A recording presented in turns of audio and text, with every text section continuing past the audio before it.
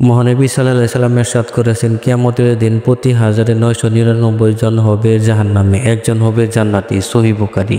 এই হাদিসের প্রকৃত অর্থ অনেকেরই জানা নেই। আবু সাঈদ খুদরী রাদিয়াল্লাহু আনহু থেকে বর্ণিত, রাসূল সাল্লাল্লাহু আলাইহি সাল্লাম ইরশাদ করেছেন, আল্লাহ তাআলা কিয়ামতের দিন ডাক দিয়ে বলবে, হে আদম, নিশ্চয় আল্লাহ আপনাকে আদেশ করেন যে আপনি আপনার সন্তানদের মধ্য থেকে জাহান্নামীদের বের করে দিন। আদম রাদিয়াল্লাহু আনহু বলবেন, হে আমার প্রতিপালক, কতজন জাহান্নামী? আল্লাহ বলবেন, প্রতি 1999 জন।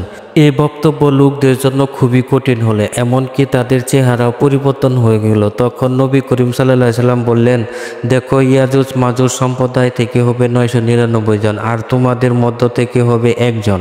অতঃপর বললেন, মানুষদের মধ্য থেকে তোমাদের সংখ্যা তুলনা হবে একটি সাদা গরু পশম সমূহের মধ্যে একটি কালো পশম, অথবা একটি কালো গরুর পশম সমূহের মধ্যে একটি সাদা পশমের মতো। অতঃপর রাসূল সাল্লাল্লাহু আলাইহি সাল্লাম বললেন, ওই সত্তার কসম যার হাতে আমার জীবন, আমি আশা করি যে তোমাদের জান্নাতীদের 1/4 হবে। আবু সাঈদ খুদরী রাদিয়াল্লাহু আনহু বললেন, আমরা এই কথা শুনে আল্লাহু আকবার বললাম। অতঃপর তিনি বললেন, আমি আশা করি তোমাদের জান্নাতীদের 3/1 হবে। আমরা আবার আল্লাহু আকবার বললাম। অতঃপর তিনি বললেন, আমি আশা করি যে তোমরা জান্নাতীদের অর্ধেক হবে।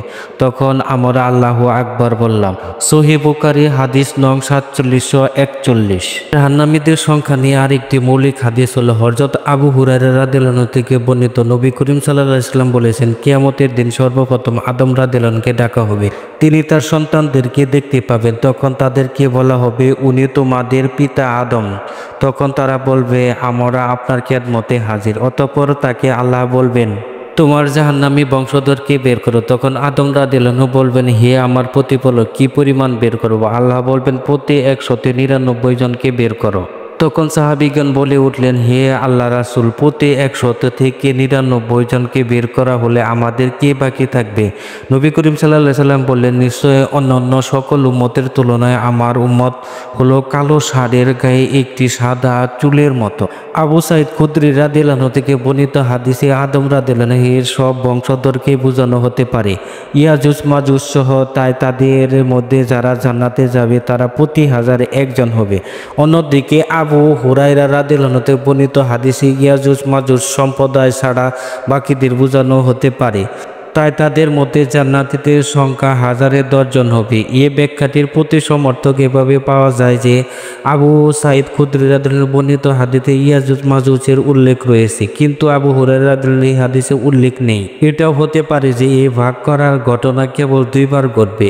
একবার ঘটবে যারা এই উম্মতের আগে এসেছিল, তখন সংখ্যাটি হবে 1001 জন, এবং আরেকবার ঘটবে শুধুমাত্র এই উম্মতের সাথে, তখন 1000-এ হবে 10 জন, যাদেরকে জাহান্নামে পাঠানো হবে। এর দ্বারা এটা বোঝানো হতে পারে যে অবিশ্বাসী এবং পাপী মুসলিম যারা জাহান্নামে প্রবেশ করবে, সেখানে কাফেরদের সংখ্যা হবে প্রতি 1999 জন, এবং পাপী মুসলিমদের সংখ্যা হবে প্রতি 199 জন। জাহান্নামীদের সংখ্যা অনেক বেশি হবে, এতে সন্দেহ নেই। পবিত্র কোরআনে ইরশাদ হয়েছে, আমি অবশ্যই জিন ও মানুষ দ্বারা জাহান্নামকে পরিপূর্ণ করব।